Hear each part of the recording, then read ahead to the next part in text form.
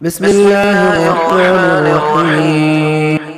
يسبح لله ما في السماوات وما في الأرض الملك القدوس العزيز الحكيم. هو الذي بعث في الأميين رسولا منهم يتلو عليهم آياته ويزكيهم ويعلمهم الكتاب والحكمة وإن كانوا من قبل لفي ضلال مبين. وآخرين منهم لما يلحقوا بهم وهو العزيز الحكيم. ذلك فضل الله يؤتيه من يشاء والله ذو الفضل العظيم.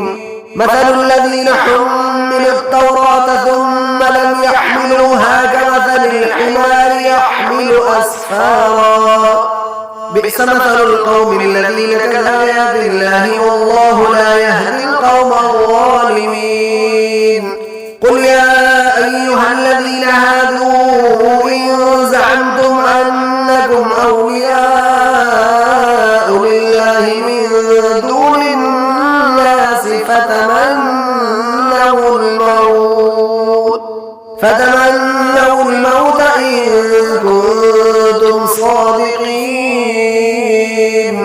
ولا يتمنونه أبدا بما قدمت أيديهم والله عليم بالظالمين. قل إن الموت الذي تفرون منه فإنه ملاقيكم ثم تردون إلى عالم الغيب والشهادة فينبئكم بما كنتم تعملون.